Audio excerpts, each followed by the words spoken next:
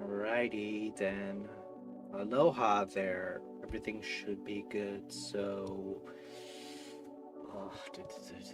should I go on? Yeah, I'll just go on. Alright, let's see where we left off. Shall we? So, I'll talk you through Ethiopia when it comes to the age of antiquity. Well, there's a lot of things that came up. Kingdoms coming and going until you start having what is considered a modern ish civilization, or at least coming from the Middle Ages. Well, before the Common Era to the Middle Ages onwards. So, yeah.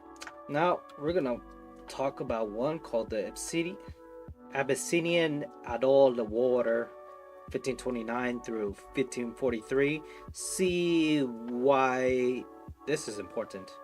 It's gonna actually be the first time I'm learning about all this. The Ethiopian Empire embarked on territorial expansion starting with Amda Seron I, who conquered the first Muslim state in the region. It fell sultanate in the 14th century after seizing the kingdom of Damat around 1317. And expansion efforts were sustained by Emperor Zara Yobol, who conquered Masawala and Dalek archipelago around 1465. Ifal's successor, the Abdul Sultanate, emerged in 1415 with its capital at Zela, situated in the present-day Somalia. The Aduls, supported by the Ottoman Turks, initially tried to encroach the Ethiopian Empire under Imam Ahmad ibn Ibrahim Ghazi in 1529, launching the Ethiopian Adal War.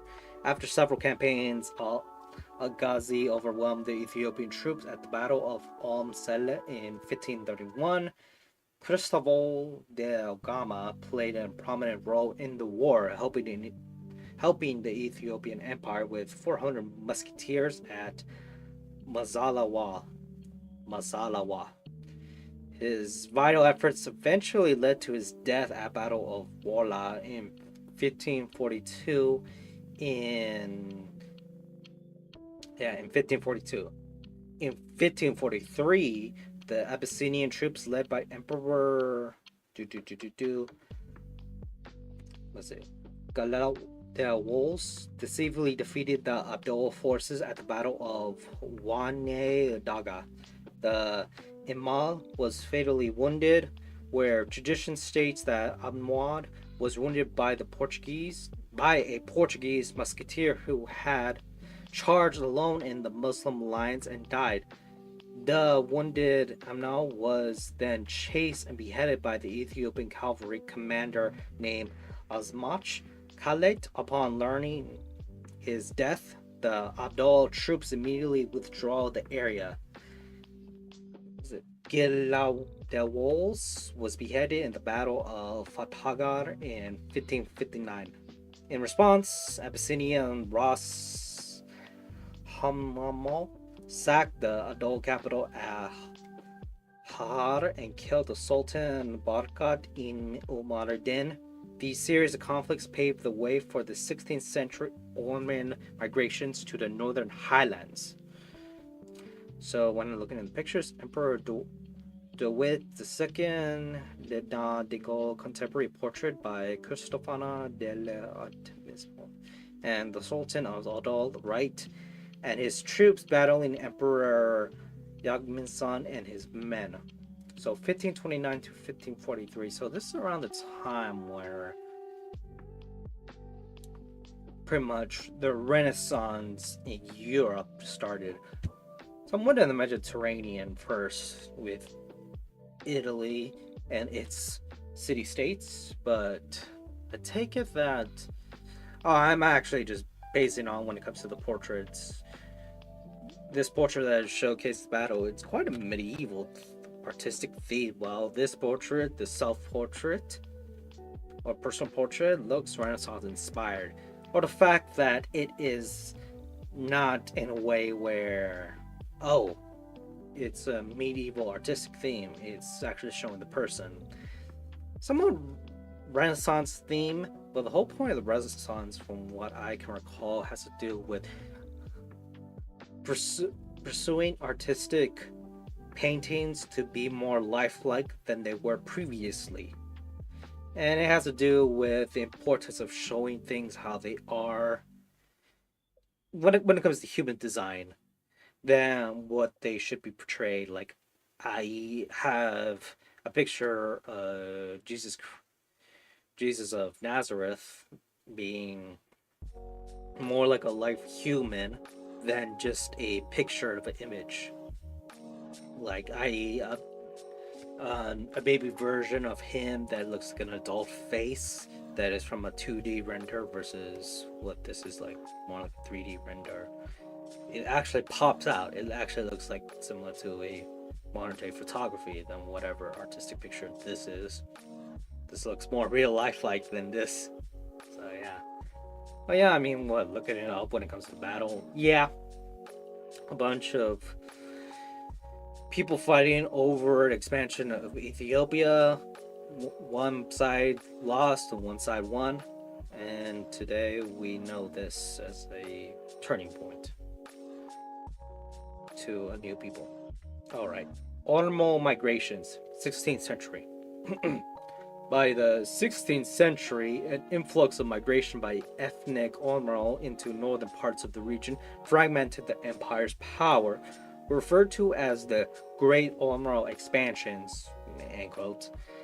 Embarking from present-day Guji and Borin zone, the Omros were largely motivated by several folkloric conceptions, beginning with Mugasa, and Lipsa, many of whom related to their raids. Early expansion was marked by rapid raids as the raiders captured most cattle and booty and then returned to their homeland. This technique persisted until Gada of Mesil.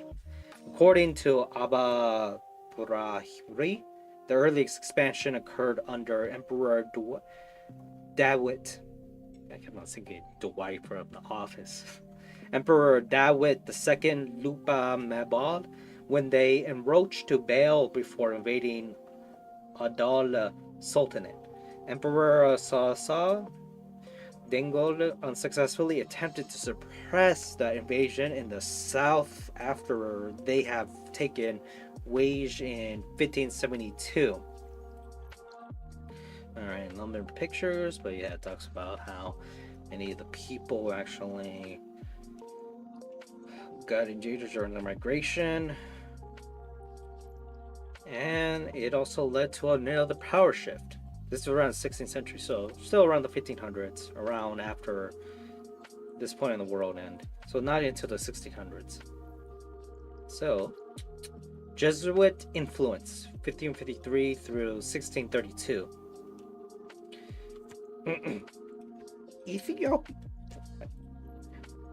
Ethiopia saw major diplomatic contact with Portugal from the 17th century, mainly related to religion. Beginning in 1555, the Portuguese Jesuits attempted to develop Roman Catholicism as the state religion. After several failures, they sent several missionaries in 1603, including the most influential Spanish Jesuit, Pedro Paz. Paz's enthusiastic relation had huge favorable effects on the political sphere. The Jesuits, including Manuel de Almeida, Manuel Baradas, and Geronimo Lobo, wrote a half dozen histories regarding the first interaction with Ethiopians. Their book, however, was unknown until the 20th century when it was fully published. Damn. After several centuries, they finally released the book, so that's something. Under Emperor Sonses I, Roman Catholicism became the state religion of the Ethiopian Empire in 1622. This unprecedented decision immediately caused an uprising by the Orthodox populace. Really? Okay, so you have this picture here with Emperor Sonyols I was the first emperor converted to Roman Catholic. Okay, so it's not just Catholicism, it's just called converted to Roman Catholic in 1622, stressing the populist attitude of Orthodox Tewahedo Christianity. Now, understanding that when it comes to many missionaries that were high in position in the Roman Catholic Church in Portugal, well, this is pretty much after the Spanish Inquisition around that region, which, it just didn't happen just in Spain. It happened in good parts of the Mediterranean. It is part of Crusades history. So Portugal felt the effects. So, pretty much had the Jesuits who had purpose the missions to work with the Catholic Church, spreading Christianity as a missionary mission. And that anywhere they get to sell, they get to spread. So Ethiopia being very important, like modern day Somalia, when it comes to it being part of the Middle East to North Africa, this area was pretty important when it comes to a connection, especially in land. This is before the Suez Canal was built. That was like in the late 1800s. So for this, you have a bunch of traders trading with the Jesuits, and the Jesuits want people to follow what they believe wherever they go, which naturally comes here. So this is also, from what I know currently, is that it became a lot more powerful force, the Portuguese Jesuits, when it comes to this era, because after Portugal having more of an independence place, was it identity after the Spanish Inquisition. So matter of fact, I actually will think of doing Portugal next, but we'll see. But they've been convinced an emperor, and it didn't go well with the Orthodox Christian group, so it was actually official. They had rulers, some Catholics, but not anymore. So you have the Gundarine period, 1632 through 1769. In 1632, Emperor Fasilides successfully halted Roman Catholic state administration and restored Orthodox Tewahedo as the state religion. Fasilides' reign sparked solidification of imperial power and moved the capital of Gondar in 1636, commencing a period of transition known as Gundarine period. He expelled Jesuits by reclaiming processed lands and regulating them to Fremana. What is Fremana? It was a town in Tigray region, Ethiopia. The mountain's circumference was flanked with towers. Okay, so it was considered as a trading post, similar to what happened to, was it the Jesuits? No, not the Jesuits, but any foreign trader in Japan.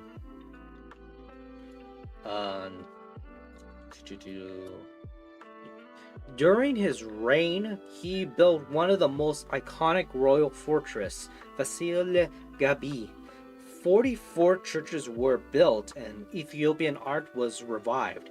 He also credited with constructing 7 stone bridges over Blue Nile River. So, look at the Blue Nile River. It doesn't show the map. There's a river originate at Lake Tana in Ethiopia.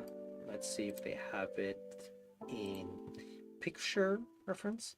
Okay, So yeah, actually going through the country of Sudan, or what would be part of Sudan and southern Sudan.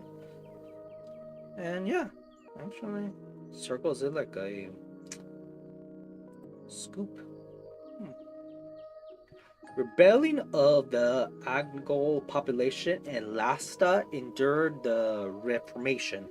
Facilities constructed punitive expeditions to Lasta and successfully suppressed it, which was described by the Scottish traveler James Bruce. Mm. Quote, almost the whole army perished amidst the mountains, great part from famine, but a greater still from cold, a very remarkable circumstance in these latitudes. End quote. Facilities or facilities. Fa- wow, I'm actually pronouncing the sticky tongue.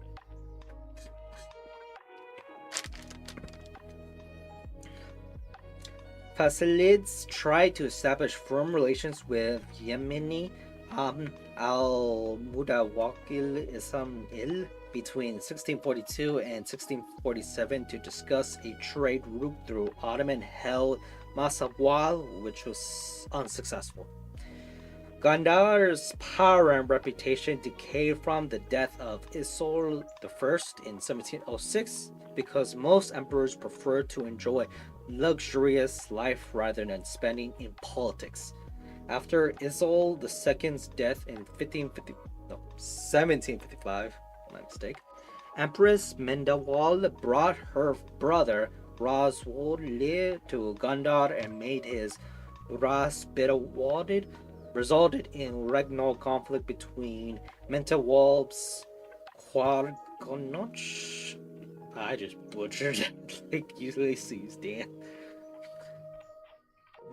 Yeah, just like General Ulysses during the American Civil War, apparently. And Warlow group led by Wubit. In 1767, Ras Miguel Sol, regent, or a regent in Tagara province, seized Gondar and murdered the child Aiolos I in 1769, who was emperor at the time, and installed 70-year-old Yonos II, marking the beginning of the decentralized Zemini Mosfet era. So, looking at pictures, Emperor Amos I, 1755 through 1769, prematurely murdered at his reign by Ras Miguel Sol in 1769.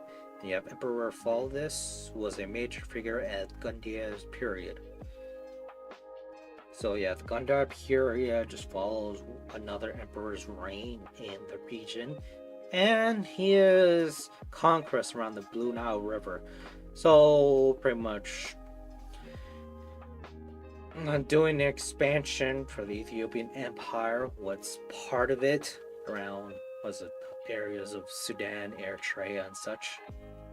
Not expanding much into what the other kingdom did when it came to what is modern day. Damn it! I actually forgot the name of the country. The countries between under Saudi Arabia. So yeah, I could look at the blue Nile, actually. It's sort of because what is it? I have to deal with brain fog nowadays, but yeah, I feel like, well, I do know it, but it feels like I am remembering word by word, or at least pieces of facts of the place. So I think later on it is. I mean, I know obviously that there is an issue when it comes to a civil war that's a proxy between Iran and Saudi Arabia when it came to it bordering between Somalia. It's a strategic place when it comes to security and the Suez Canal when it comes to sea trading and such. And yeah, it's a unstable place that is amidst of their own issues and struggles. Especially when it came to recently, there was a huge inevitable after the end of Ramadan, which was actually shown quite in the news because it caused a larger human stampede, and then later on created a huge power vacuum in that area when it comes to Al Qaeda and some forces. I just can't remember the name for now. That's funny that it works this way. But anyway, let me actually go on with this. Zemini Masafint, 1769 through 1889. Between 1769 and 1855, Ethiopia experienced a period of isolation referred to as the Zemini Masafint, or Age of Princes.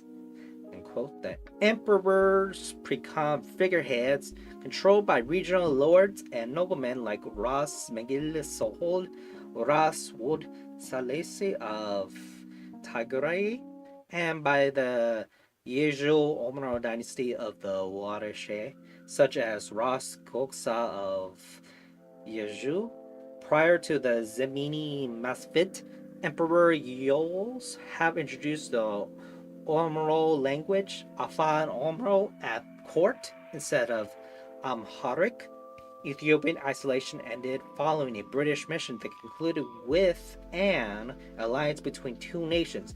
But it was not until 1855 that the Amhari kingdoms of northern Ethiopia, Gondar, Kojama, and Shawa, were briefly united after the power of the emperors was restored, beginning with the reign of Tewodros II. Tewodros II began a process of consolidation, centralization, and state building that would be continued by succeeding emperors. This process reduced the power of regional rulers, reconstructed the emperor's administration, and created a professional army. These changes created the basis for establishing the effective sovereignty and territorial integrity of the Ethiopian state. Conversely, Tewodros suffered several rebellions inside his empire. Northern Omro militias, Tigrayan rebellions, and the constant incursion of the Ottoman Empire and Egyptian forces near the Red Sea brought the weakening of the final downfall of Tewodros II. He killed himself in 1686 during his last fight with the British expedition to Abyssinia in the Battle of Magdala.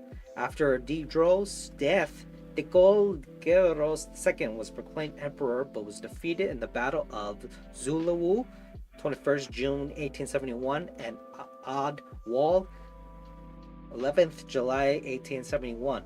The victorious Mircha Kasa was subsequently declared Yonas IV on 21st January 1872. In 1875 and 1876, Ottoman and Egyptian forces, accompanied by many European and American advisors, twice invaded Abyssinia but were initially defeated. Once at the Battle of Gundit, losing 800 men, and then the second invasion, they were defeatedly defeated at the Battle of Gura on 7th March 1875, where the invading forces lost at least 3,000 men by death or capture. At the Council of Bora Meda in 1878, Yonas came out with a decree that Ethiopian Muslims must accept Christianity or be banned.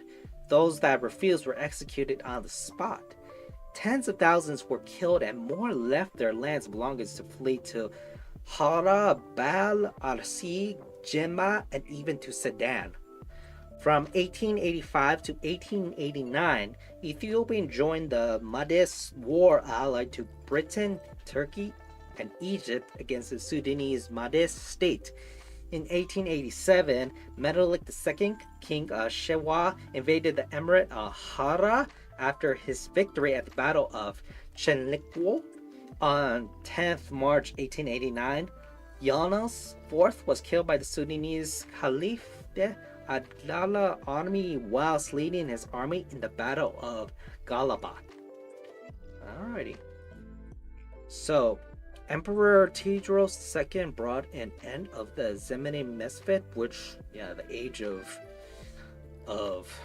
pretty much prosperities, where pretty much Ethiopia became a modern state, rebuilding as such and stuff, until the 1885, where yeah, while he was reigning, 1855 onwards, he had to fight with a lot of fighting, which led to his death.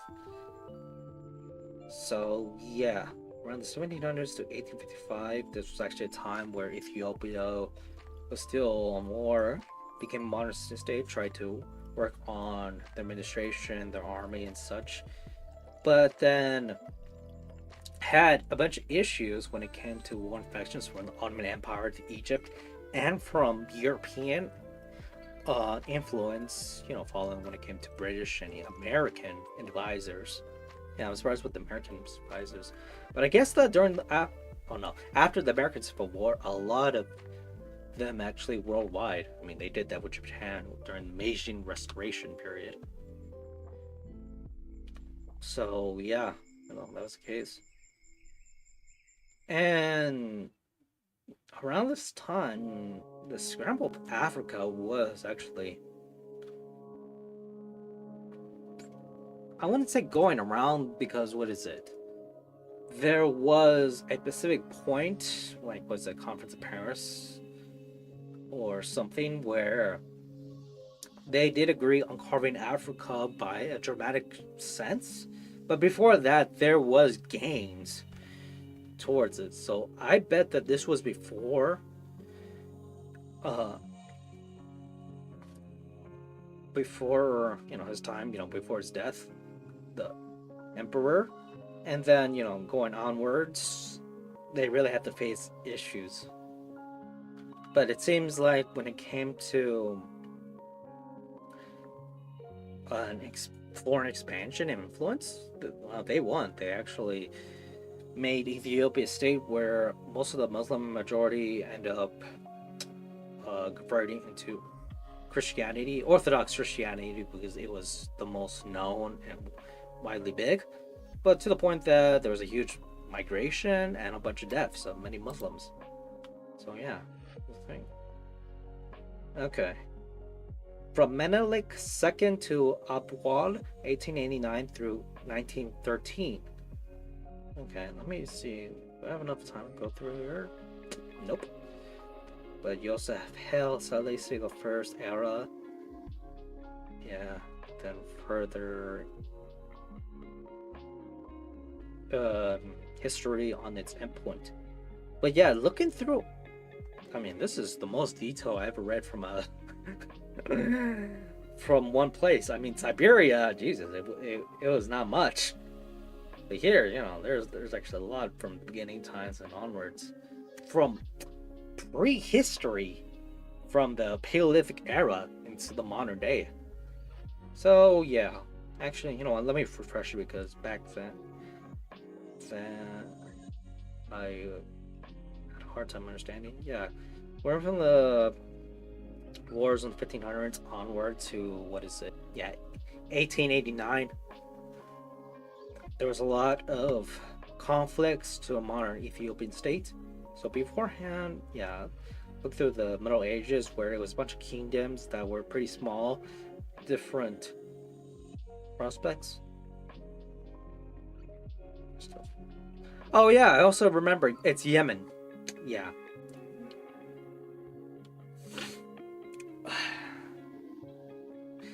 Yemen and Oman. They were the places. I know the place, I just got to remember it. So yeah, there's a lot of history, Middle Ages. Yeah, it talks about that expansion, also stuff.